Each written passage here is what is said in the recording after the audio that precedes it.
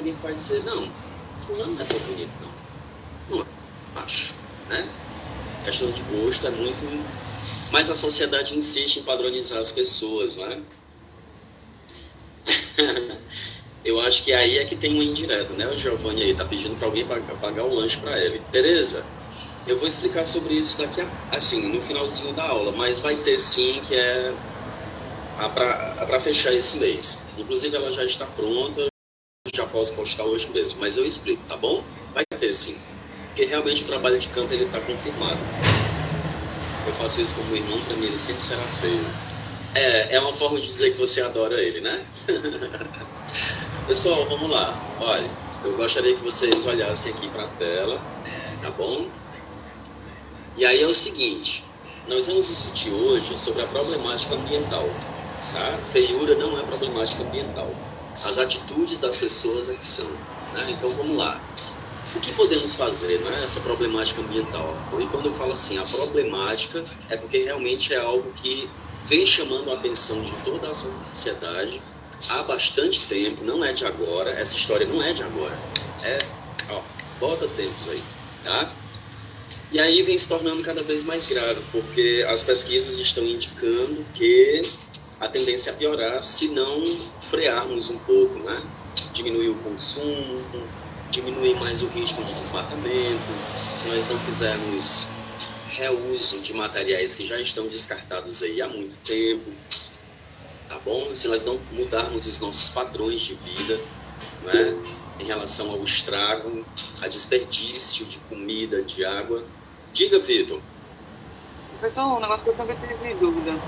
Então, aqueles ossos de dinossauro, né, que o pessoal fala que, tipo, usa para fazer petróleo, para fazer gasolina, assim? Os combustíveis fósseis, que você está dizendo? Sim. O que que tem? Qual é a dúvida? O da gente também pode ser usado ou só o deles mesmo, tipo, os animais que viveram há mais de milhões de anos?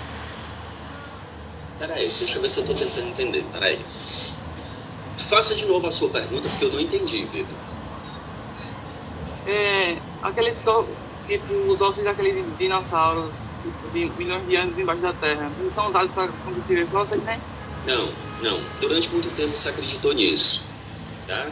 Durante muito tempo se acreditou nisso, mas hoje se sabe que as grandes reservas de petróleo, na realidade, elas são originadas a partir da decomposição das algas, que foram soterradas há muito tempo, sofreram os processos de pressão geológica, das camadas geológicas, né?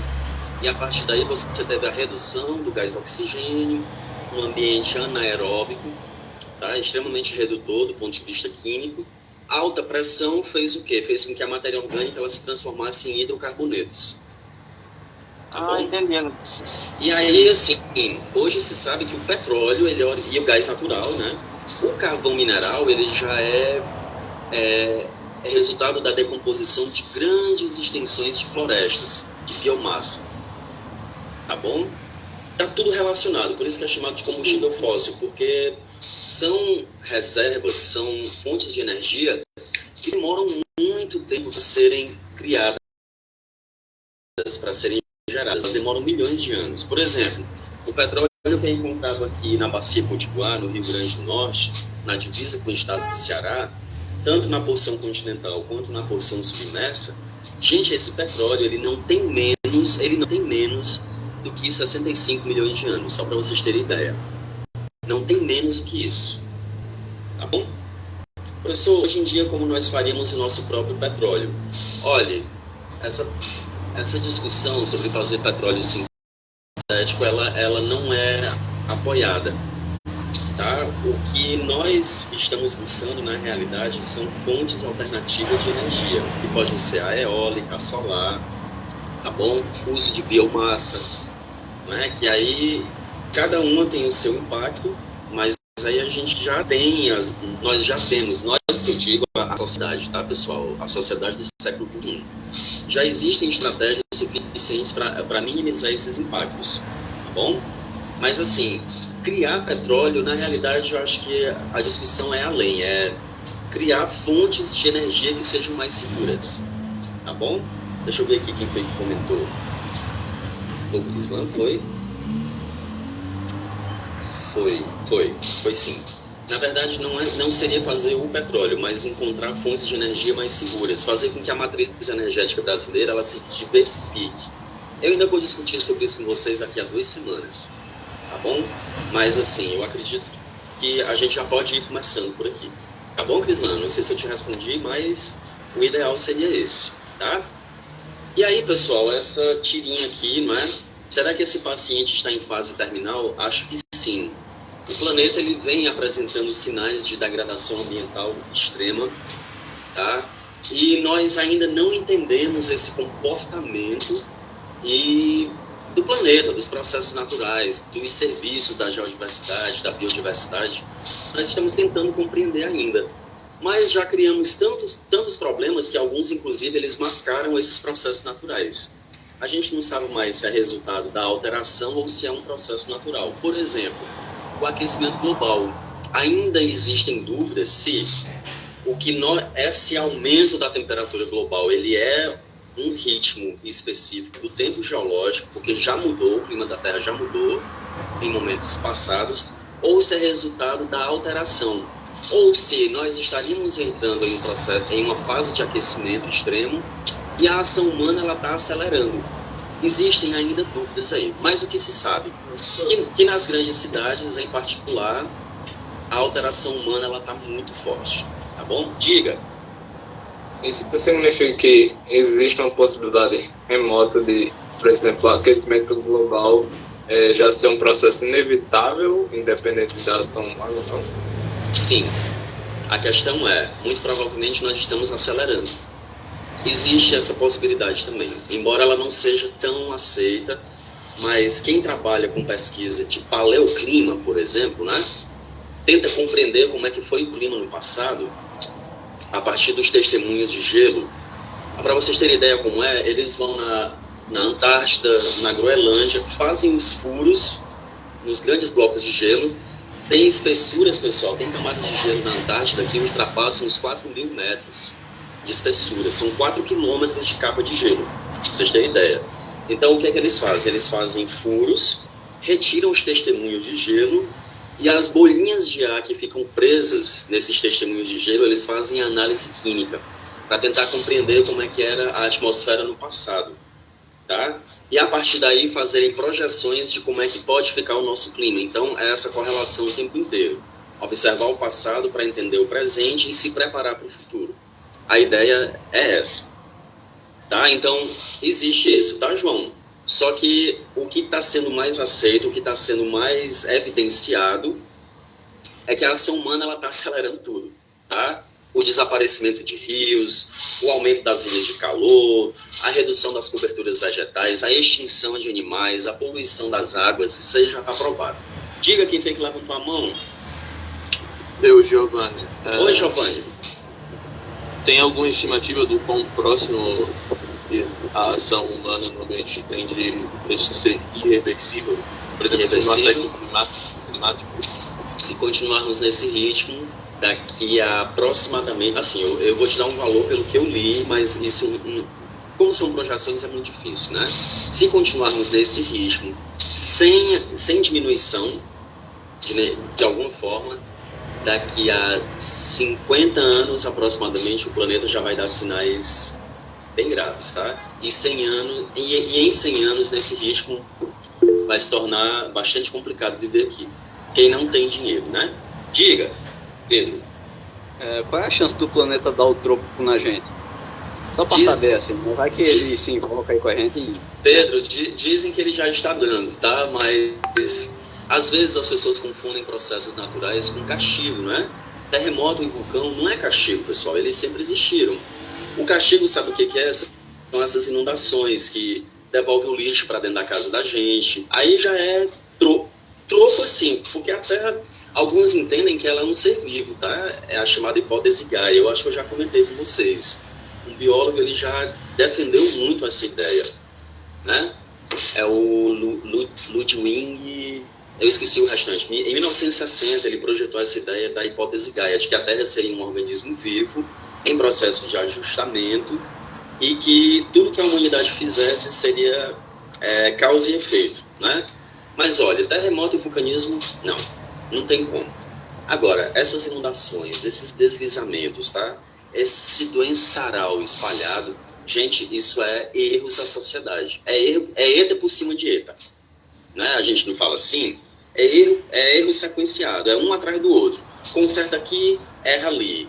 Aí dá 3 passos para frente, dá 5 para trás. E assim sucessivamente. Tá?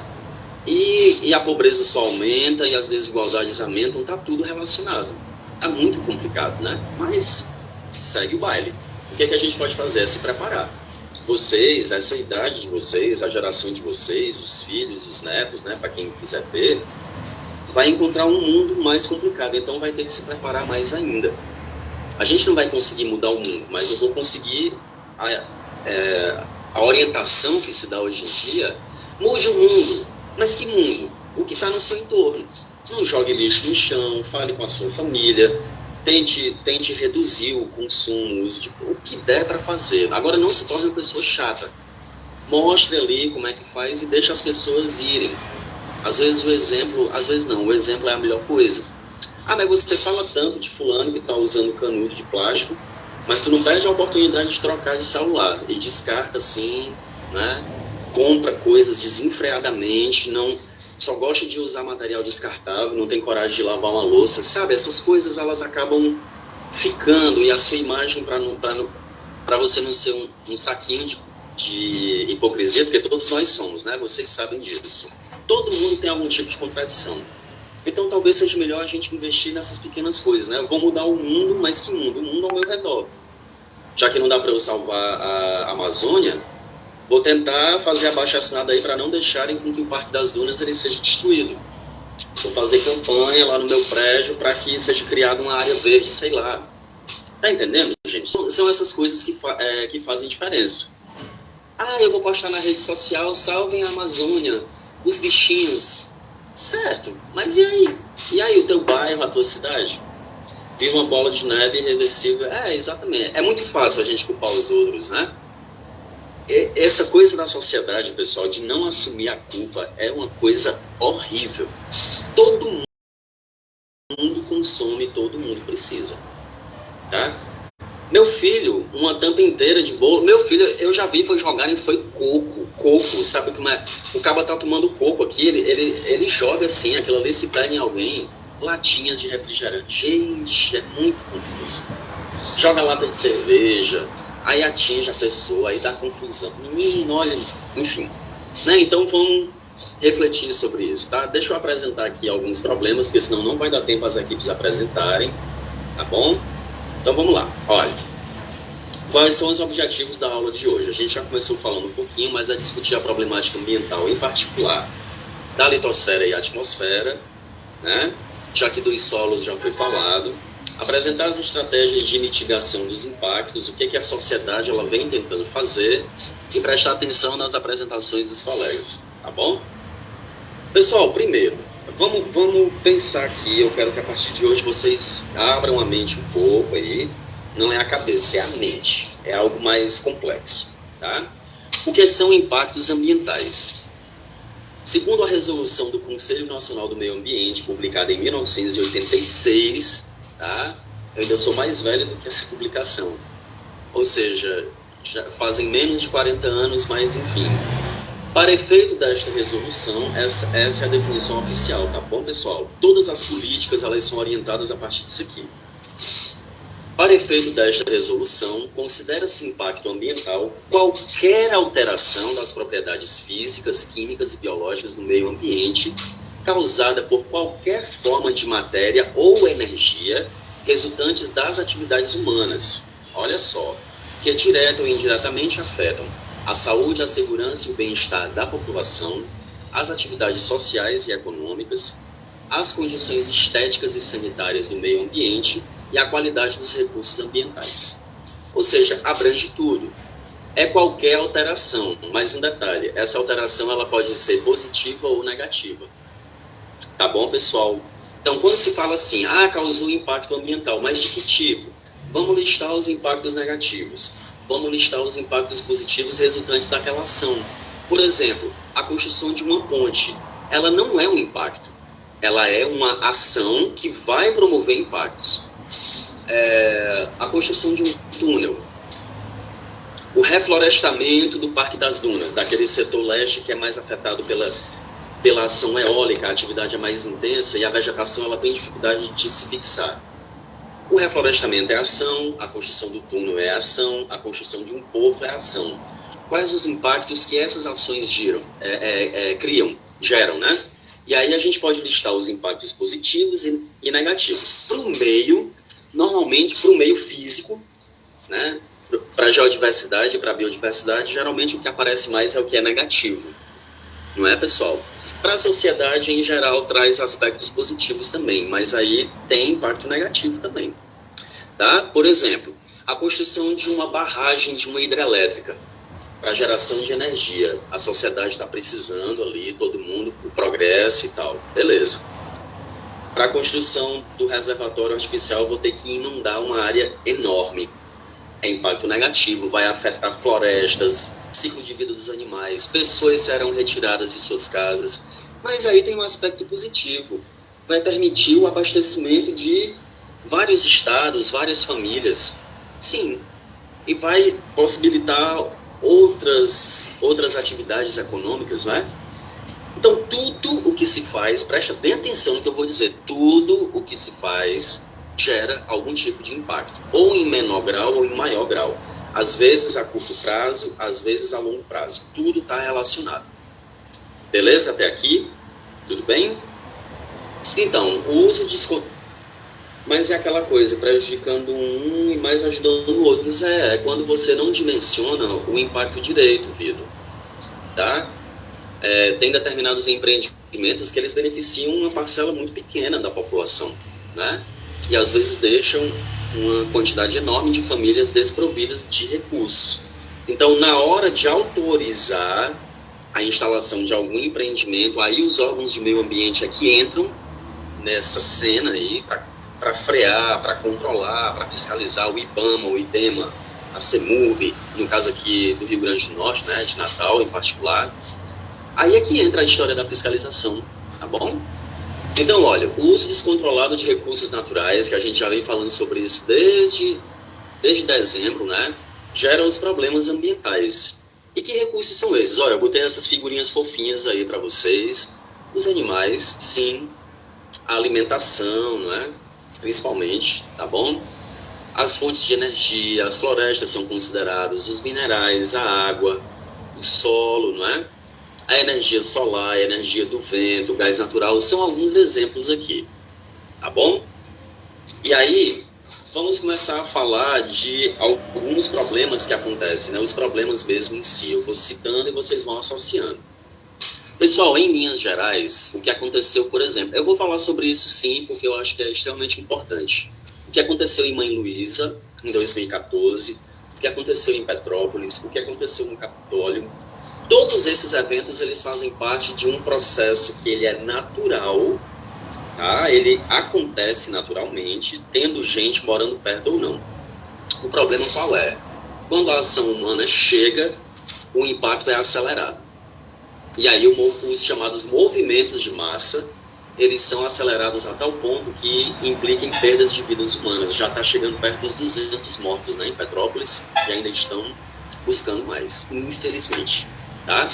Então, o que são movimentos de massa? Movimentos gravitacionais. O que isso quer dizer, pessoal? A força da gravidade tem uma tendência a puxar tudo que está no alto para baixo. Basta que haja energia suficiente para isso. Tá bom? Responsáveis pela mobilização de solo, sedimentos, vegetação ou rocha pela encosta abaixo, geralmente potencializados pela ação da água. Por isso que a gente escuta falar tanto. Quando chove, é uma cadeia de eventos sucessivos de desastre por cima de desastre. É eta atrás de eta. Né? E aí, quais são os fatores condicionantes para que ocorram esses movimentos de massa? Eles podem ser classificados em naturais. São condições naturais. A paisagem está ali. Tá? Ela evoluiu daquele jeito, ela se transformou e ficou naquele estado. Inclui o aspecto geológico, se a rocha é sedimentar, se ela é fraturada, a morfologia, se é muito íngreme, se é plano, se é côncavo, se tem muita água ou não naquele setor, se chove muito ou não, se tem cobertura vegetal ou não. E tem a questão antrópica, ou seja, a ação humana, o antropismo, não é? A execução de cortes e aterros inadequados. Cortes de estrada, pessoal. A gente está indo aqui para João Pessoa.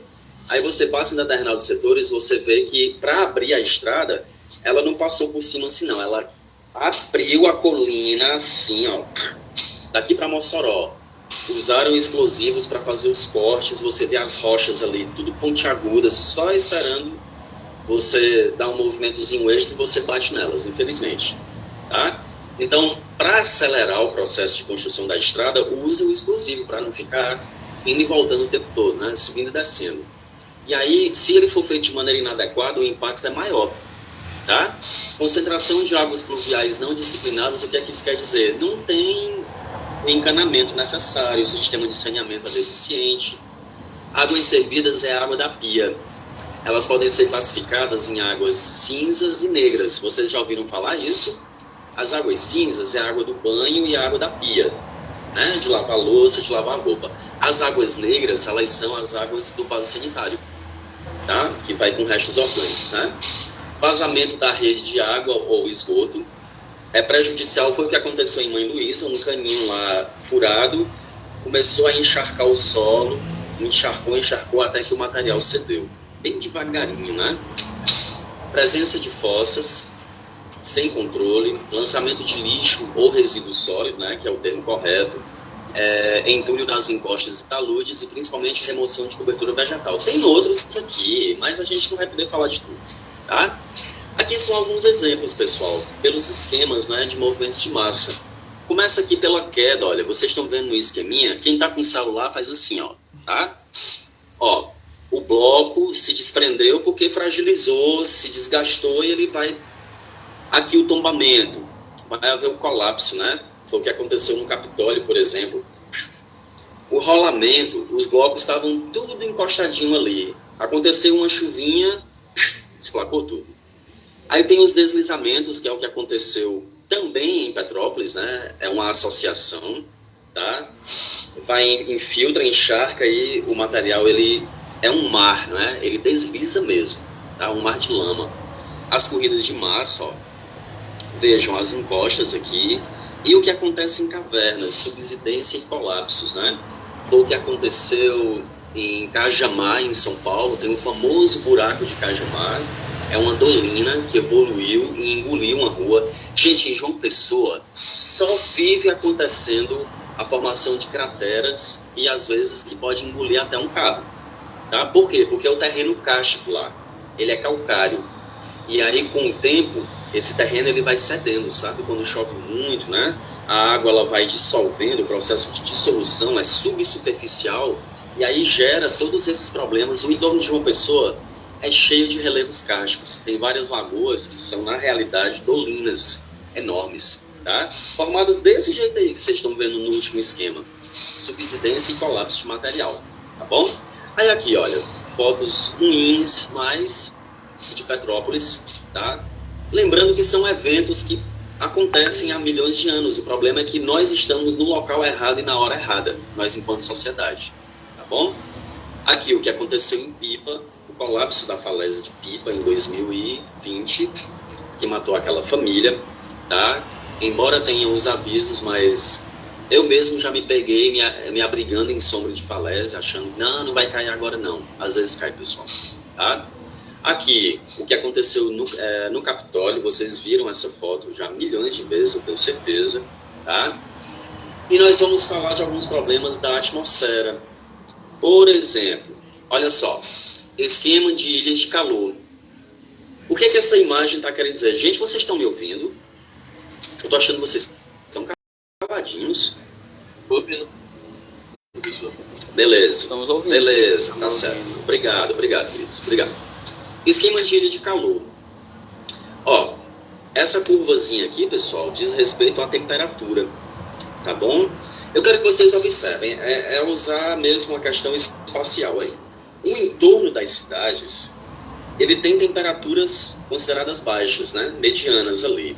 À medida que você vai se aproximando do centro das grandes cidades, o que acontece com a temperatura? Sobe. Aí dá a ideia de ilha, que são pontos diferentes do seu entorno. Uma ilha. uma porção de terra cercada de água por todos os lados, né? E aí o que é que acontece? Ilha de calor por quê? Porque estão percebendo que em alguns bairros de grandes cidades como Belo Horizonte, São Paulo, Fortaleza, Cidade do México, Londres, não sei onde, em vários pontos, tá? Alguns bairros em particular, eles apresentam um aumento de temperatura bastante significativo. Faz com que as pessoas reclamem muito. Tem ondas de calor, né? É quente o tempo inteiro. E por que isso acontece? No nosso caso é o contrário. É o interior que é quente, Crislan? É isso que você quer dizer? É porque você mora no semiárido, meu querido. Entendeu? Aí vai ser quente assim. Mas se eu te disser que pode ficar mais? Morava, né? Mas se eu te disser que pode ficar mais? O semiárido ele pode ficar mais quente ainda? Também não. Dizendo que vai ficar mais quente, uns quantos bichinhos assim. Tá com calma? Não, eu tenho que dizer a verdade, rapaz. Eu posso fazer. Não posso mentir para vocês, pessoal. O código de ética me proíbe. Olha, mas assim, vamos investir em plantar árvores, vamos investir em reduzir o número de prédios, né? Mas isso aí, pessoal, é muito difícil. Tereza, é influenciado sim, né? É influenciado sim, principalmente nas cidades costeiras. Mas nas cidades que estão mais no interior, como Belo Horizonte, como São Paulo, por exemplo, a influência das correntes marítimas é mínima. Marítimas ou é das massas de ar? Das massas de ar, se for massa de ar, vai influenciar durante o período da estação. Marítimas, né? Pronto, marítimas é só em relação às cidades costeiras. Influencia sim, mas as ilhas de calor, elas acontecem, elas têm um comportamento contínuo, né, de aumento de temperatura, tá bom? Natal, por exemplo, tem um professor, inclusive, do IEF, o professor Malco, né? Não sei se alguém já escutou falar nele. Alguém, às vezes, conhece um colega que é aluno dele e tal. Ele fez uma pesquisa em 2013 que apontava que alguns bairros de Natal, eles estão com um comportamento térmico mais elevado. Não forma ilha de calor ainda, mas há uma tendência ao comportamento de ilha de calor. Percebe isso? Então, o que foi que aconteceu? No último plano diretor agora, ele participou de algumas sessões para indicar que o gabarito dos prédios, a altura dos prédios deveria ser controlada, para que a circulação do ar, da brisa, né, que nós recebemos o tempo inteiro aqui em Natal, ela seja melhorada, que haja uma circulação do ar. Não sei se alguém mora em um local, em bairros, né? Alguns de vocês eu acredito que sim. É assim. É todo mundo no mesmo nível, tá? Aquelas ruas que não tem duplex, nem nada, só a casa mesmo, casas. Aí, de repente, o seu vizinho construiu um duplex. O que foi que aconteceu com a temperatura da tua casa? Normalmente aumenta. Não sei se alguém passou por isso, tá? Lá onde eu morava, lá em Fortaleza, eu vi muito isso acontecer, tá? O bairro foi crescendo, as pessoas foram migrando e chegando mais gente, e aí foram construindo duplex. É muito mais quente do que era antes, tá bom? Aí vocês vão transferir essa ideia, tá, da diminuição da circulação do vento nas casas, casa a casa, transfirem para uma cidade com enormes prédios, cada um mais alto que o outro, cada construtora tentando mostrar que é melhor naquilo que faz. E, meu filho, a cidade fica bem mais quente. Associem a isso a redução de áreas verdes. Antes era lagoa, antes eram ruas de terra, hoje é concreto, hoje é asfalto. É o calor sendo reirradiado o tempo inteiro. Tá? Então tudo converge para que as grandes cidades se transformem em ilhas de calor. E o que é pior, o consumo de energia vai ter que aumentar. Tá vendo como está tudo associado? Né? Só funciona se ficar mais altos. Você está falando para ilha de calor? Sim, o ideal é que eles sejam mais baixos. Tá? Dependendo do bairro, tem o gabarito indicado, que é a altura do prédio. O gabarito aí, no caso, não é de prova, não é nada disso, é a altura do prédio. Dependendo do prédio, já existe uma indicação de quantos andares o prédio deve ter. Tá bom? Aí a gente se pergunta, né? Por que esse calor tão grande? Diga, quem foi que levantou a mão? Fui eu, professor. Tipo assim, o senhor falando sobre coisas do plano diretor e tal, eu me lembrei que o senhor falou que isso influencia diretamente no Parque das Dunas. Então, qual é assim o gabarito melhor para que a corrente de ar passe pelo Parque das Dunas e consiga circular pelo, assim, pelo menos pelo bairro perto, quarteirão? Pronto. Olha, na via costeira, né? Na via costeira, já que a brisa vem de lá para cá, assim, tá? Imagina que eu sou o Parque das Dunas, tá? O mar tá aqui, é a tela do computador. A brisa ela vem assim. Os hotéis da via costeira, o gabarito indicado ali para eles, se não me engano, é de 3 ou é de 4 andares no máximo, para que não crie uma parede artificial e impeça que essa circulação atinja o Parque das Dunas e o reverso dele também. Tá? É por isso que eu estou dizendo que depende do local, sabe? Então, existem locais, existem bairros que a prefeitura ela pode liberar um gabarito mais alto do que 15 andares, que é só o que tem. Mas quanto mais próximo da praia, o ideal é que o gabarito seja mais baixo. Tudo bem? Acho que deu para fazer as associações, né? Não sei se eu te respondi, mas tá certo. E aí a gente se pergunta, né? Por que esse calor tão grande? Por que tantas muriçocas? Nós estamos desmatando tudo, pessoal. Enfim. Esse outro problema aqui, rapidinho, é a chamada inversão térmica. Tá? O que acontece? Olha, em cidades como São Paulo, por exemplo, que ela é cercada de relevos elevados, bem a 700 metros de altitude, cercada pela Serra do Mar. São Paulo está lá no fundo, né? Assim, está numa área mais rebaixada e ainda assim está a 700 metros acima do nível do mar. Vejam aí a situação topográfica, tá? Normalmente, pessoal, a circulação do ar ela já é dificultada, porque tem um relevo elevado no entorno. E aí o que acontece? Durante o inverno, o ar é tão poluído e associado à baixa temperatura, ele fica mais pesado. A poluída ele é muito denso, ele fica mais próximo aqui do solo, tá? Os poluentes eles se concentram, por isso que a fuligem cai sobre as casas, as pessoas, as orelhas, o ar quente sobe, o ar frio desce. A circulação ela faz assim, ó. O período chamado inversão térmica ele dura 3 meses, exatamente a estação chamada inverno.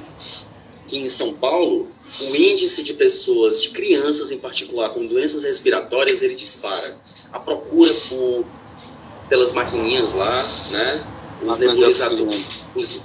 nebulizadores, né? Exatamente, as bombinhas de oxigênio aumenta assim assustadoramente. O índice de doenças respiratórias é muito alto. Por quê? Porque a inversão térmica associa o ar frio à poluição. Tá bom? Então, é um problema verificado não em todas as cidades, mas especialmente nas que são muito industrializadas e que têm relevos elevados no entorno. São Paulo é um caso clássico, a cidade do México também. Tá bom? Aqui, pessoal, é a camada de ozônio. Eu sei que a figura não está muito legal, mas eu tentei pegar melhorzinha assim, né? Olha, o tamanho do buraco em 1994 é esse pontilhado enorme aí, no entorno, né? Branco. Era enorme, localizado sobre a Antártida. Estima-se que a estratosfera... São Paulo, sim, existem registros de chuva ácida, mas, Tereza, é assim, não é uma chuva momentânea que vai sair decompondo. Eu vou já falar sobre isso, tá? Mas, assim, a chuva ácida, eu também tinha a ideia de que caía um líquido e a gente já ia, né, se queimar, aquela acidez toda. Eu também pensava assim, não sei se é assim que você imaginou, mas eu imaginava dessa forma, tá? Mas é um fenômeno que acontece de tempos em tempos, tá? Que o pH ele fica reduzido. Ele não é aquela água que quando toca nas coisas, ela já cria uma reação química e sai a fumacinha, não. Mas o pH ele é muito baixo, ele vai ficando cada vez mais baixo. E a sequência de precipitações com pH baixo, aí vai desgastando tudo. Mas tem sim, já teve registro, sim, com certeza. Viu? Pessoal, sobre a camada de ozônio, olha para a figura. Em 1994, meu Deus, olha só o tamanho aí do buraco, tá? Projetado exatamente sobre a Antártida. E aí, com os raios solares incidindo sem filtragem da camada de ozônio, incidindo diretamente sobre a Antártida, ela iria desaparecer ao longo do tempo. Hoje, o tamanho do buraco é essa manchinha azul, tá? Essa manchinha azul, e a Antártida é essa mancha roxa. a expressão espacial da Antártida, ou seja, estima-se que tenha diminuído. Mas os grandes eventos que aconteceram na década de 80, que eu vou já falar para vocês sobre isso, tá bom?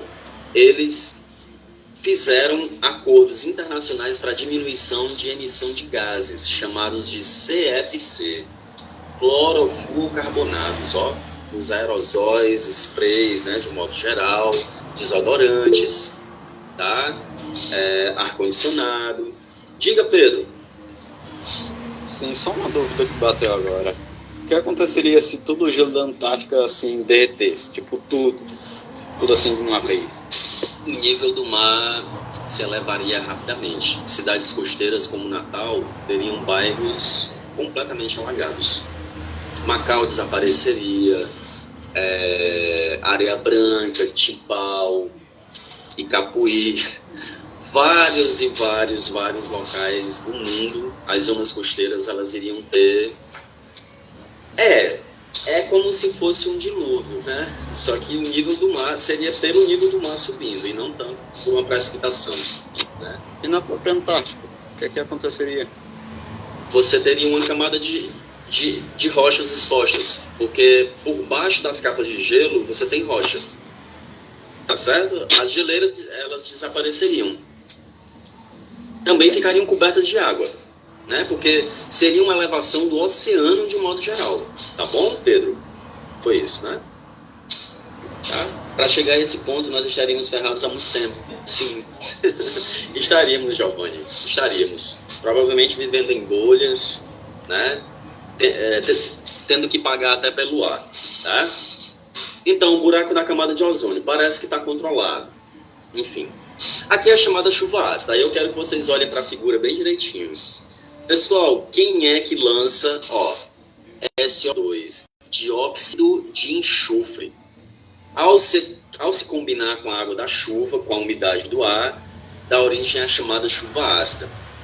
Tá bom? Que tem um pH bastante reduzido. Eu sei que eu estou falando uma linguagem que vocês entendem, porque vocês estão estudando química, e aí deu um toró de 10 minutos, já lavou quase tudo. Toró, né? E o pessoal que vai para São Tomé, tá com medo de toró também? Tô de olho. Ó, pessoal, emissões vulcânicas, também lança enxofre de maneira natural. O ciclo das rochas, ele tem enxofre, né? Mas a queima de combustíveis fósseis lança também, que é essa figurinha aqui. Ela é muito complexa, mas eu quero que você se concentre aqui nos vulcões, na pontinha, e na queima de combustíveis fósseis, lançando SO2 o tempo todo, tá? Ácido sulfúrico, no caso dos vulcões também. Inclusive é muito comum encontrarem enxofre na forma cristalizada no sopé de vulcões e de lagos vulcânicos, né? Ele se cristaliza. Tem um cheiro muito forte de ovo podre, sabe? E aí o que é que acontece? A chuva ácida, ela é criada, só que ela não se precipita sobre o mesmo local sempre. As massas de ar levam a chuva ácida para longe. Às vezes ela vai dar de cara com uma floresta preservada que não tem nada a ver com a formação da chuva ácida, mas ela vai sofrer os efeitos. Às vezes a chuva ácida ela é formada sobre uma cidade muito industrializada, mas ela vai atingir uma cidade ali que não tinha nada a ver. Concorda? Daí a complicação. Tá certo? Por isso que tem que haver esse controle, esse mapeamento, saber de onde é que ela está vindo. Beleza? Então, chuva ácida é o quê? É a diminuição do pH da água da chuva, que vai atingir as lagoas, as florestas, as esculturas. Essa imagem aqui clássica, né, que vocês estão vendo, a escultura ficou toda deformada. Tá certo? Porque tanto tempo exposta, principalmente em cidades que a chuva ácida é um fenômeno recorrente, e aí deformou tudo. Ataca as obras de arte, ataca as florestas e não tem o que fazer. É diminuir a queima de combustíveis fósseis, por exemplo. E por isso que chove tanto no planeta Vênus. Você está falando de enxofre, é? É, Isaac? Eu não entendi. Não, tô perguntando se é por isso que chove tanto.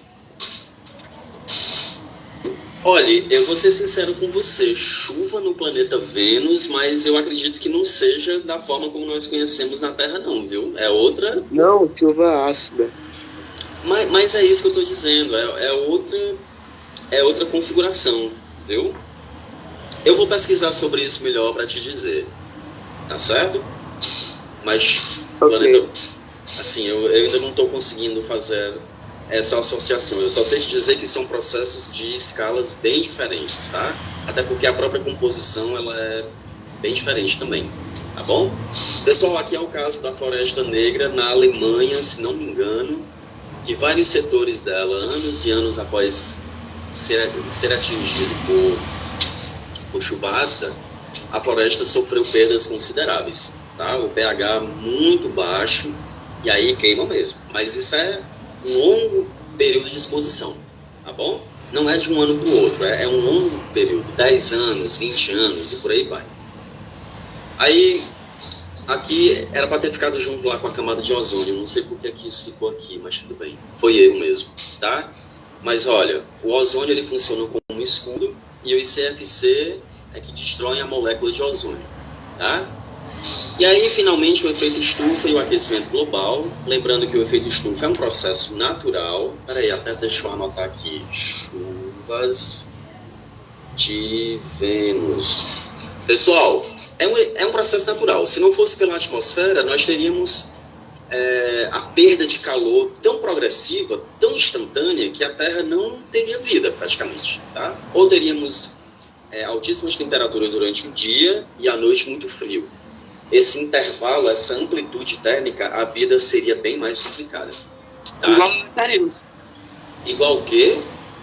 Nos interior é extremamente quente de dia e de noite, que sabe. Não, no interior de noite faz um frio danado. Faz um friozinho. Frio não, frio danado. Porque aquilo ali eu fui dormir uma vez lá fora, quase morri congelado. Ah, meu filho, mas também você foi dormir. Ah, pois é que onde eu moro é calor direto, de noite, de dia, de madrugada, nada de frio. Onde é que tu mora? Olha lá, Onde é que tu mora, mulher? em São José de Mipibu, na zona rural. Ah, na zona rural, né? Certo. Olha, mas você já tentou dormir do lado de fora? Aqui Porque ele tá falando... tem uma área assim, aí tem gente que dorme lá. Às vezes, assim, fica calor, mas dá um friozinho. Mas dentro de casa mesmo é calor que só Não, olha, mas dentro de casa você pode estar na beira da praia, vai dar. O que ele tá falando é se você ficar do lado de fora, aí dá um friozinho mesmo, de fato, viu? Mas claro, tem épocas que é quente o ano inteiro, mas dentro de casa, se você fechar todas as portas, você morre cozida mesmo, viu? É como um choque em proporções graus, 80 graus, ou seja, isso diariamente, tá? Se não fosse pelo efeito estufa. Aí a atmosfera não iria segurar o calor. Por isso que o efeito estufa ele é importante. Quando ele é ampliado, aí vira o tal do aquecimento global, que desregula tudo. Tá? Eita. Voltou? O que foi que vocês escutaram?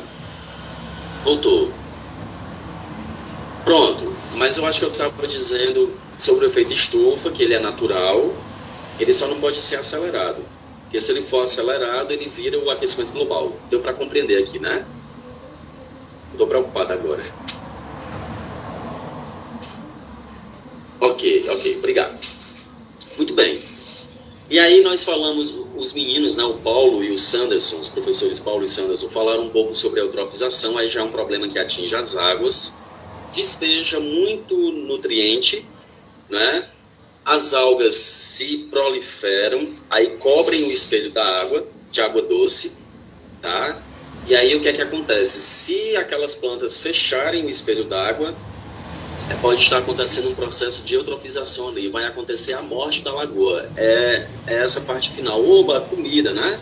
As algas se multiplicando e tomando conta de tudo. Aí depois não vai haver troca de oxigênio. Aí os peixes morrem, as algas morrem, a lagoa vira um caldo de água podre. E para recuperar é bem mais difícil. Tá? Eutrofização não é bom. As plumas contaminantes, ó, à esquerda aqui, depósito de resíduos tóxicos, vazamento de tanques enterrados, infiltração de rios contaminados, chuvas contaminadas, tudo pode atingir o lençol freático.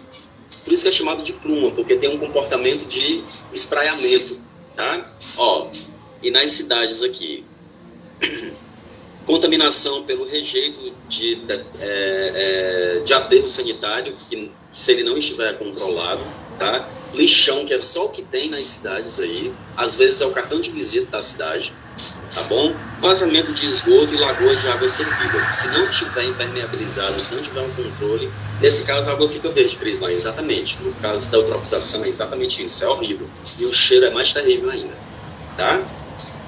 Bom, e como é que a gente pode reverter esse quadro caótico? Professor, a gente tem que decorar esses nomes? Não, pessoal, eu só quero que vocês prestem atenção aqui, ó. Acompanhe aqui na sequência.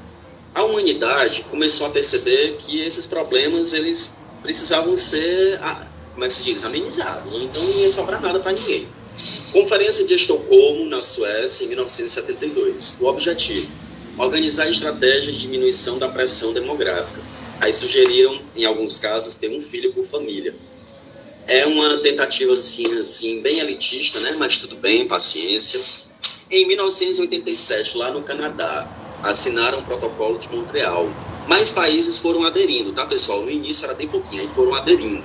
Né? Que essa propaganda do verde, eu sou um país bom, ela atrai muito investimento. E que bom por esse lado também, tá? Mas às vezes é só propaganda, né? Diminuição dos gases CFC que destroem a camada de ozônio, que eu já falei para vocês.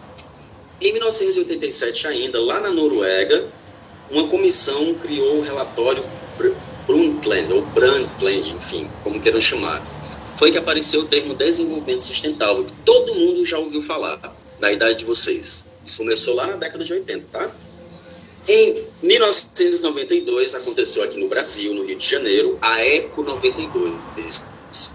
Mais países aderiram, e aí vamos proteger o meio ambiente, nós precisamos reconhecer as nossas responsabilidades, vamos criar estratégias. Ok. Em 97 aconteceu o protocolo de Kyoto, para reduzir a emissão dos gases do efeito estufa. Reduzir. Quem criou resistência? China e Estados Unidos, dizendo que não assino, e essa resistência ainda é bastante alta, tá? Em 2002, lá na África do Sul, em Joanesburgo, o que foi que aconteceu? Fizeram uma avaliação da ECO 92, aí perceberam que o fracasso foi total, que não cumpriram nem 50% das metas que haviam sido estabelecidas, uma pena.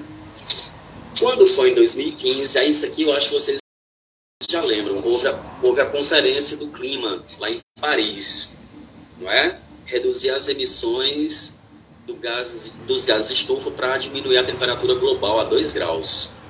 2 graus ali, tá errado, tá, pessoal? 2 graus Celsius. Tá? E aí o que é que acontece? Aí já se fala muito em aquecimento global, né? Já está bastante consolidado. E ano passado, vocês devem ter escutado falar também a Conferência do Clima, para reduzir o uso de combustíveis fósseis. Vai ter sim, meu querido, dá tempo. Elas são curtinhas, vai ter sim. Viu? Relaxe. Você quer ir para São Tomé, né? Já? Eu estou de olho. Certo? Ok. Eliminação de combustíveis fósseis, né? Que o texto original, pessoal, dizia para eliminar completamente. O máximo que conseguiram foi reduzir alguns percentuais por país. Tá bom? E aí, para encerrar, né, a Agenda 21, vocês já escutaram falar? Por que a 21? Porque diz respeito ao século 21, que é o século que nós estamos. Oi, quem foi que levantou? Diga, Arthur. Arthur? Arthur, meu filho, o que foi? Deve ter levantado sem querer. Ah, tá certo. Tudo bem, achei que tinha sido alguma coisa, né? Pessoal, Agenda 21 por quê? Porque nós estamos no século 21, tá? E o que é essa Agenda 21? Ela foi pensada lá na ECO 92. O mundo pensou sobre isso, né? Teve grande repercussão. Vamos criar estratégias para atingir o desenvolvimento sustentável. Aí são essas 17 metas, rapidinho, erradicar a pobreza, acabar com a fome, vida saudável, né? Educação de qualidade, igualdade de gênero, água e saneamento, energias renováveis, trabalho digno e crescimento econômico, inovação em infraestruturas, redução de desigualdades, cidades e comunidades sustentáveis, produção e consumo sustentáveis, combater as alterações climáticas, oceanos, mares e recursos marinhos, ecossistemas terrestres e biodiversidade, paz e justiça e parcerias para o desenvolvimento. Professor, eu posso dizer que nenhuma dessas estão perto de serem finalizadas. Não estão, mas a gente pode tentar, pessoal. Por exemplo, igualdade de gênero é uma luta que vem acontecendo há muito tempo, né? Vocês sabiam, né, que as mulheres não votavam no início do século XX, não sabiam disso? Várias morreram por essa luta. Sabiam disso, né? Ou seja, muitos avanços foram feitos, não pode desistir. Tá bom? Educação de qualidade. Vocês sabiam que na idade de vocês, a maioria dos brasileiros lá no início do século XX não sabiam ler também? Era uma parcela da população bem pequenininha que sabia ler. E quando houveram campanhas de universalização do ensino, muitas pessoas foram contra. Tem gente que é contra, pessoal, que haja redução das desigualdades. Às vezes, até a gente mesmo, a gente não presta atenção, tá bom? Tem gente que não quer que a energia renovável ganhe espaço, tem gente que não quer que a pobreza acabe, pra quê, tá? Então, assim, nós vivemos numa sociedade muito complexa e muito complicada. Então, pensem sobre isso e a gente vai continuar discutindo isso nas próximas aulas. Agora, vamos para as apresentações magníficas dos meninos, tá? O primeiro grupo pode ser qualquer um. Tá, Tereza, vai demorar muito, tá bom?